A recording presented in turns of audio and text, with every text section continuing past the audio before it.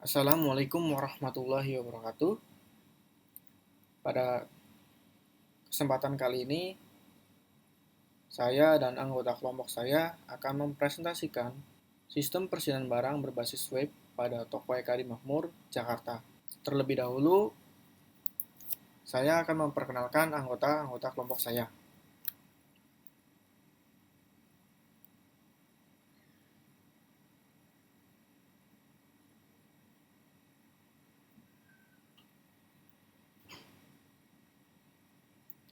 Baik, yang pertama ada Muhammad Alfat, yaitu saya sendiri. Kemudian ada Aditya Irfan, kemudian ada Alis Mulyana, kemudian ada Nur Hayati, dan terakhir ada Dese Ade Putri. Untuk pembahasan,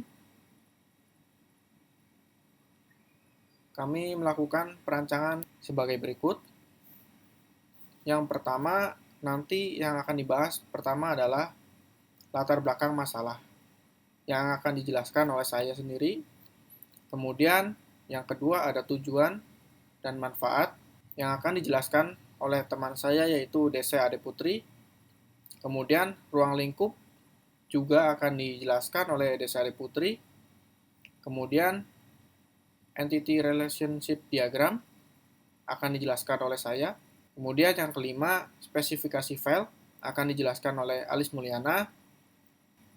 Kemudian yang keenam, struktur navigasi nantinya akan dijelaskan oleh Alis Mulyana dan saya.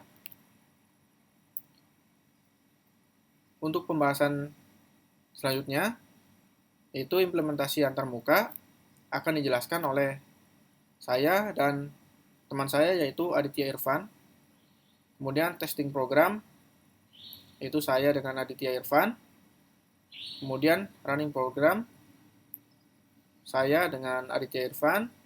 Dan penutup, saya dan Nur Hayati. Baik, kita langsung saja menuju ke pembahasan yang pertama. Untuk pembahasan pertama adalah latar belakang masalah. Di sini ada 4 poin yang saya akan jelaskan. Yang pertama adalah persediaan barang. Apa itu persediaan barang? Di sini tertulis yaitu sebuah kegiatan mengumpulkan data aktivitas barang, baik melakukan pengecekan barang, permintaan barang, menerima barang, pengecekan retur barang, dan pembuatan laporan persediaan barang. Kemudian, poin kedua ada era industri 4.0, di mana merupakan babak baru yang saat ini dilakukan oleh manusia dalam menunjang kemajuan di berbagai bidang. Intinya, di era industri 4.0, setiap individu atau perorangan ataupun organisasi berlomba-lomba dalam membuat atau merancang sistemnya dengan sangat mudah, namun memiliki efisien dan efektivitas atau keuntungan yang lebih baik dan akurat. Kemudian, di sini kami melakukan penelitian di sebuah toko, yaitu Toko Eka di Makmur, yang beralamat di Jalan Senen Raya, Mall Atrium Plaza, lantai 5, Blok C93, Jakarta Pusat. Merupakan sebuah toko yang bergerak sebagai salah satu supplier spare part mobil VW atau Volkswagen dan Audi. Sistem yang digunakan pada toko ini masih sangat manual, di mana sistemnya adalah pembukuan menggunakan kertas. Dari analisis data penelitian yang kami lakukan, kami menawarkan sebuah sistem yang masih manual menjadi sistem yang terintegrasi dengan komputerisasi berbasis aplikasi web, yang nantinya antara admin gudang dan admin toko itu memiliki akses yang lebih efisien dan mudah dipahami dalam mengelola barang. Mungkin itu saja latar belakang yang nantinya antara admin gudang dan admin toko memiliki akses yang berbeda dalam melakukan aktivitas barang dan melakukan pelaporan data barang yang ada di dalam toko ataupun gudang. Mungkin implementasi ini akan lebih detailnya pada saat pempraktekan di aplikasinya secara langsung. Baik, Kemudian di sini ada tujuan dan manfaat dan ruang lingkup yang akan dijelaskan oleh teman saya, yaitu Desi Ade Putri. Waktu dan tempat dipersilakan. Tujuan dan manfaat. Tujuan penelitian untuk memperbaiki dan merancang sistem persediaan barang, membuat sistem informasi yang dapat melakukan pengontrolan stok barang baik di toko dan di gudang. Membangun sistem persediaan barang pada toko Eka di Makmur, Jakarta dengan menggunakan metode pengembangan sistem aplikasi website dengan PHP sebagai bahasa pemrograman, serta menggunakan perancangan sistem ERD dalam merancang desain baik tampilan dan database-nya. Manfaat penelitian adalah sebagai berikut. Membantu toko Eka Adi Makmur dalam proses pengelolaan data stok barang, meminimalisir kesalahan data barang, hilangnya data barang, serta dapat meningkatkan operasional toko. Dapat menunjang kinerja toko Eka Adi Makmur dalam membangun sistem yang terkomputerisasi yang dapat digunakan oleh pihak admin toko dan admin gudang. Menyediakan data informasi yang cepat, tepat, dan akurat, memberikan laporan data transaksi yang jelas, serta memudahkan admin toko dan gudang dalam melakukan pengontrolan persediaan barang.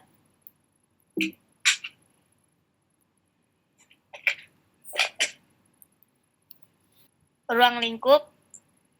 Dalam penulisan laporan proyek web programming 3 ini, penulis membatasi ruang lingkup dengan hanya melakukan pembahasan mengenai persediaan barang berbasis web pada sebuah toko spare part mobil, yaitu toko Eka Adil Makmur Jakarta, di mana di dalam aplikasi ini terdapat 2 admin, yaitu admin gudang dan admin toko. Adapun pada admin gudang dapat memproses transaksi yang dilakukan oleh admin toko.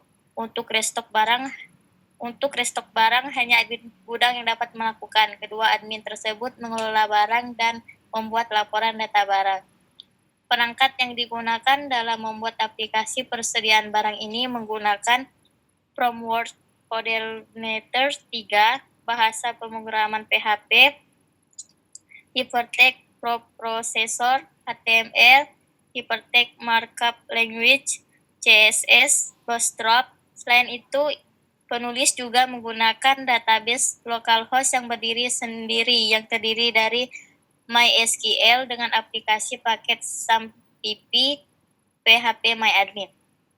Kemudian untuk entity relationship diagram akan dijelaskan oleh saya. Baik, di sini ada admin gudang, ada transaksi detail, ada barang, kemudian ada admin toko, dan ada laporan. Baik, sebagai contoh di sini admin gudang, yang dimana di dalamnya ada username, password, nomor HP, nama lengkap, dan alamat. Si admin gudang itu akan memproses transaksi, di mana transaksi ini di dalamnya ada ID transaksi, tanggal, admin toko, atau admin gudang. Jadi di dalam transaksi itu ada pilihannya karena bisa diakses oleh admin gudang dan admin toko. Di sini memiliki relasi yaitu one to many, yaitu satu admin gudang dapat memproses lebih dari satu transaksi. Selebihnya dapat dilihat. Itu untuk laporan. Untuk admin toko, kemudian ada barang, kemudian transaksi detail, bisa dilihat di sini. Relasinya seperti ini, entity relationship diagramnya. Mungkin itu saja untuk entity relationship diagram. Untuk tampilannya seperti ini. Kemudian selanjutnya adalah spesifikasi file yang akan dijelaskan oleh Alis Mulyana. Oke, di sini saya akan menjelaskan spesifikasi file.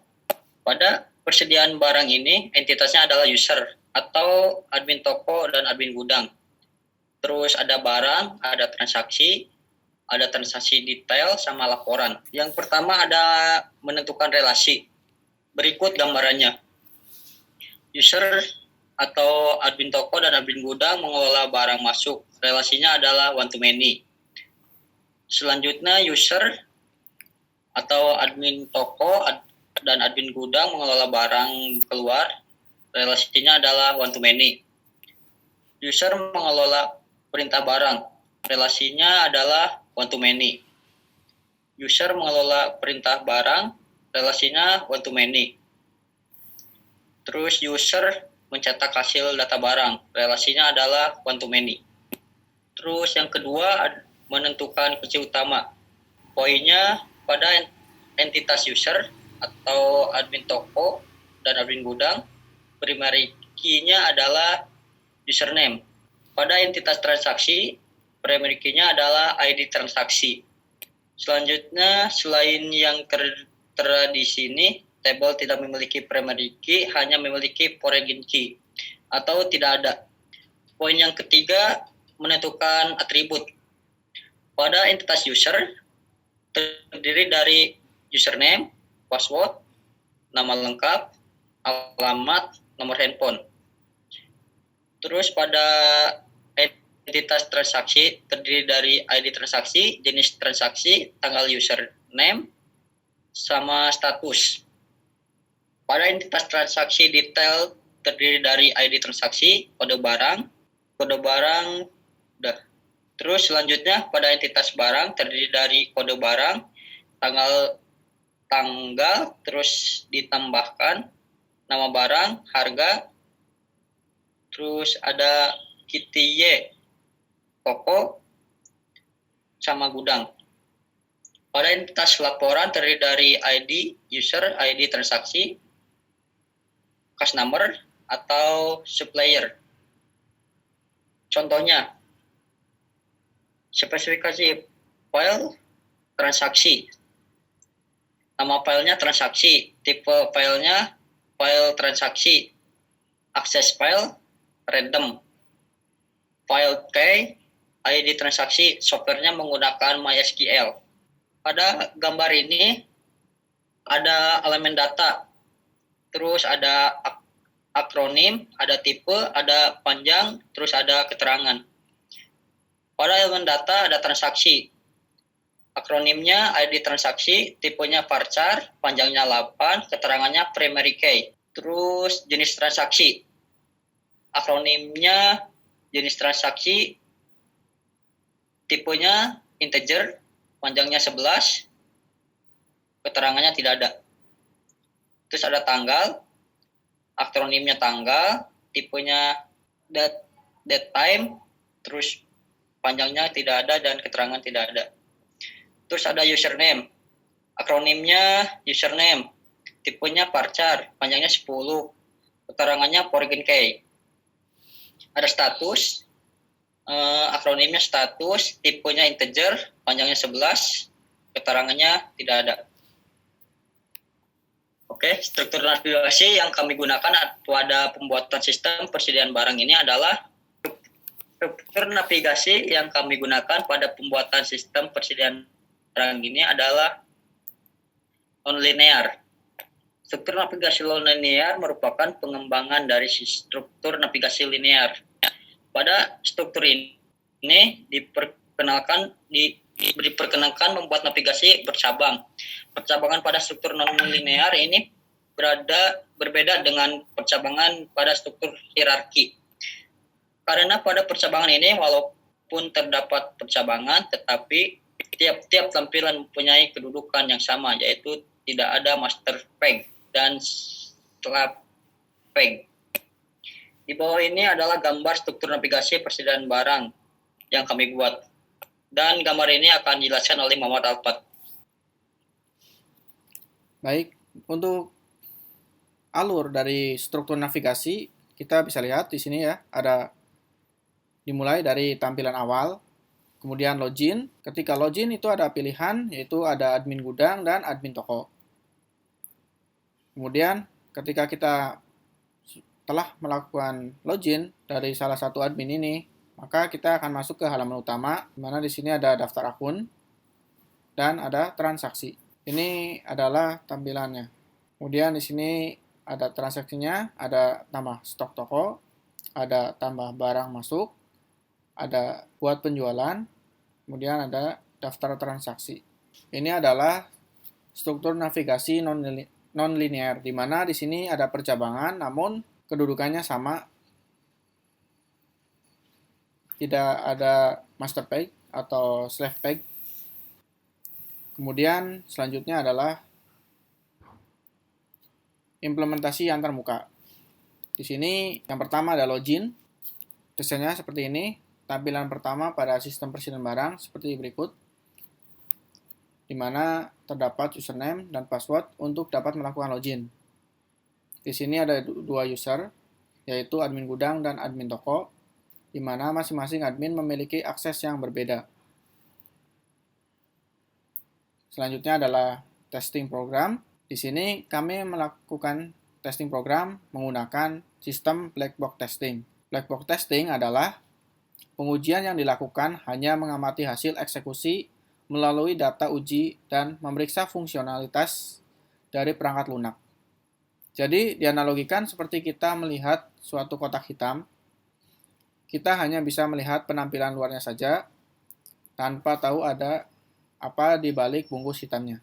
Sama seperti pengujian black box, mengevaluasi hanya dari tampilan luarnya atau interface dan fungsionalitasnya, tanpa mengetahui apa sesungguhnya yang terjadi dalam proses detailnya. Atau dalam program, itu kita hanya mengetahui input dan outputnya saja.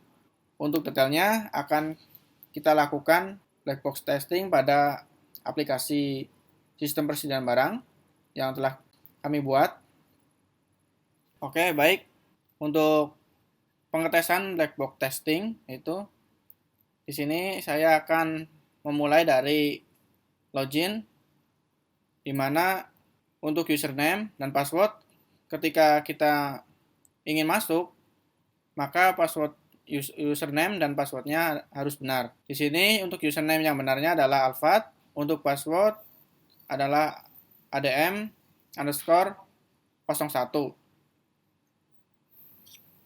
Nah, ketika username dan passwordnya benar, maka hasil akan masuk ke dalam dashboard. Jika username dan password ada yang salah, maka kita tidak bisa masuk ke dalam sistem persediaan barang ini. Boleh dicoba. Misalkan kita masukkan nama di sini Alis dengan kata sandinya yaitu ADM01, maka tidak akan dapat mengakses sistem persediaan barang ini. Oke. Kemudian kita masuk lagi. Kita akan mengetes black box testing pada transaksi.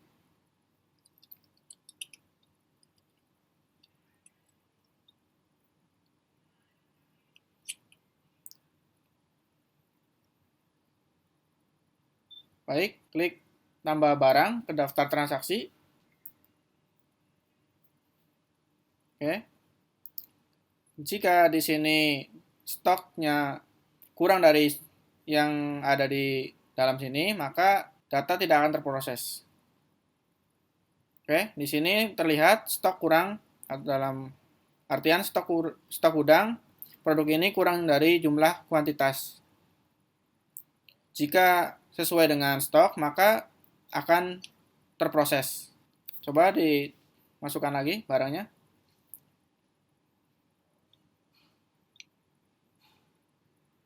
Oke.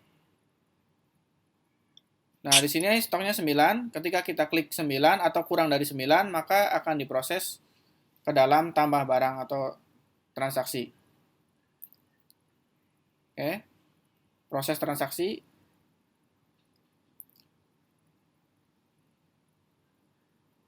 Nah, di sini barang sudah ditambahkan. Dan untuk hasil akan berkurang di datanya, data barang. Oke, tadinya stok toko adalah 9. Sekarang karena sudah dikurangi 5, maka data menjadi 4. Oke, sekarang kita akan melakukan testing program. Pertama, buka terlebih dahulu sistemnya.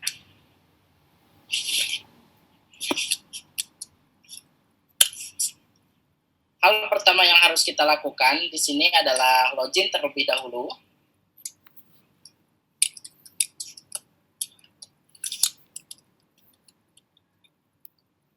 Oke, setelah login di sini ada beberapa tampilan. Di sebelah kiri sidebar ini ada beberapa informasi seperti transaksi dan sistem. Transaksi ini meliputi tambah stok toko, tambah stok gudang, daftar transaksi, dan untuk sistem daftar akun. Sebagai contoh di sini saya login menggunakan admin gudang, di mana admin gudang ini memiliki akses yang paling lengkap, di mana admin gudang bisa melakukan penambahan stok ke toko, penambahan stok gudang, daftar transaksi, dan membuat user baru. Untuk dashboard di sini menampilkan daftar barang yang ada. Nah, jika kita ingin melakukan penambahan barang, kita bisa klik tambah barang di sini. Oke, sebagai contoh kita akan melakukan penambahan barang. Masukkan kode barang. Bisa dibantu untuk kode barangnya? Baik, di sini untuk kode barang 037 ya 550 609B. 609B. Nama barang piston. Nama barang piston set. Piston set. VW Tiguan. VW Tiguan. Tiguan. Ya. Gimana? Begini? Ya, betul. Untuk harga 4.700.000. 4.700.000. Nah, di sini kita bisa nambahkan foto juga, ya, di mana foto barangnya itu sendiri. Di sini pilih file, cari gambarnya, misalnya ini, kemudian pilih. Setelah itu klik simpan. Nah, di sini otomatis barang akan masuk ke data. Kita bisa lihat juga, diedit lagi, diubah. Kalau misalnya ada salah, kita bisa ubah, kemudian klik ubah. Oke, selanjutnya di sini kan kita melihat bahwa stok gudang ini semuanya 0 ya, dan stok toko ini 0. Kita bisa tambahkan, jika ada barang masuk, klik tambah stok gudang. Nah, suppliernya, contoh, suppliernya siapa ya? Maile. Ya. Oke, kalau udah update, nah ini berhasil diupdate nih untuk suppliernya. Kita tambahkan barang. Nah, pilih barangnya. Misalnya yang kita tambahkan tadi, datang 20 barang, kemudian tambah lagi. Misalnya yang ini, 20 barang. Satu lagi, misalnya 50 barang. Oke, klik tambah. Oke, jika sudah, klik proses transaksi. Nah, ini transaksi sudah dianggap selesai. Kemudian kita cek terlebih dahulu barangnya. Nah, di sini otomatis stok gudang bertambah. Oke, selanjutnya kita bisa melihat daftar transaksi. Nah, jadi setiap barang yang kita masukkan, jika ada penambahan stok gudang maupun stok toko, nanti munculnya di daftar transaksi ini. Oke, kita kembali ke dashboard. Di sini ada stok toko masih kosong. Kita coba tambahkan, admin tokonya, misalnya Aditya. Oke, tambahkan. Nah, ini pilih barang yang akan dimasukkan ke toko. Misal yang kita tambahkan tadi, ini 10 barang. Dan yang ini 5. Contohnya. Oke, proses. Nah, kita lihat daftar transaksi, ini masuk. Di mana jenis transaksinya itu ini gudang ya. Kita bisa melihat detail transaksi kembali diklik ID transaksinya. Nah, di sini kita bisa melihat laporannya dan langsung mencetak. Contohnya klik print. Nah, di sini akan mencetak detail transaksi. Kayak misalnya saya save ke PDF, berhubung saya tidak ada printer ya. Misalnya ini saya simpan di dokumen. Kemudian namanya dan transaksi save. Dan terakhir ini ada daftar account. Oke, kita akan menambahkan daftar user. Nah, di sini kita lihat hanya ada satu user, yaitu admin gudang. Sedangkan untuk barang keluar itu, nanti dari customer itu melalui admin toko. Nah, kita tambahkan user baru. Misalnya, username-nya Aditya, nama lengkap. Kemudian masukkan nomor handphone. Nah, ini passwordnya. Alamat misalnya Pusat. Nah, ini berperan sebagai admin toko. Kita simpan. Oke. Setelah kita melakukan penambahan user, kita coba login menggunakan yang user yang dibuat tadi. Kita keluar dulu. Ini masukkan username-nya dan password. Oke. Ini tampilan sebagai admin toko. Nah, jadi jika ada yang ingin beli customer, kita bisa klik buat transaksi. Oke, customernya, misalnya namanya siapa? Ini Alis.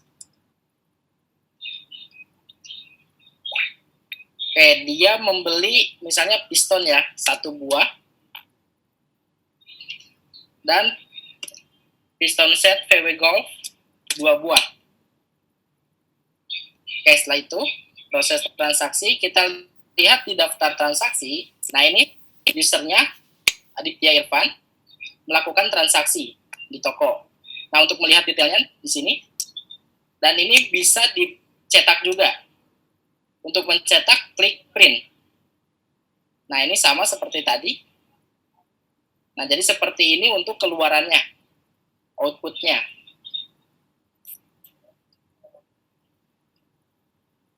Nah, jadi bedanya admin toko dan admin gudang ini, jadi admin toko tidak dapat melakukan penambahan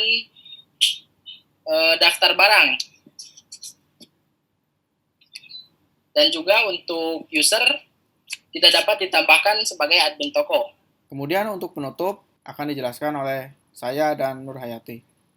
Untuk penutup, di sini ada 2 bahasan. Yang pertama kesimpulan, yang B saran. Di kesimpulan ada berdasarkan dari hasil penelitian yang telah dilakukan, maka dapat diambil beberapa kesimpulan, yaitu yang pertama, sistem yang dibangun ini dapat mempermudah dalam memproses pendataan persediaan barang, baik barang masuk dan barang keluar. Yang kedua, dengan sistem persediaan barang berbasis web ini, ketika barang toko dan gudang menipis, maka akan ada informasi untuk merestock barang.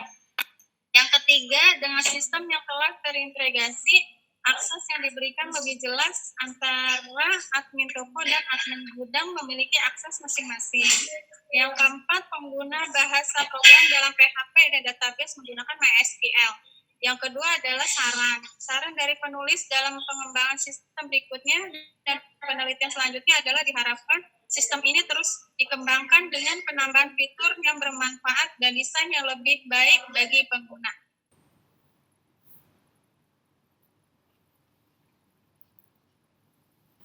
Baik, terima kasih kepada anggota kelompok saya yang telah melakukan presentasi dengan baik. Kemudian saya meminta maaf mewakili anggota kelompok saya apabila ada kesalahan dalam tutur kata di presentasi kali ini. Sekali lagi, terima kasih.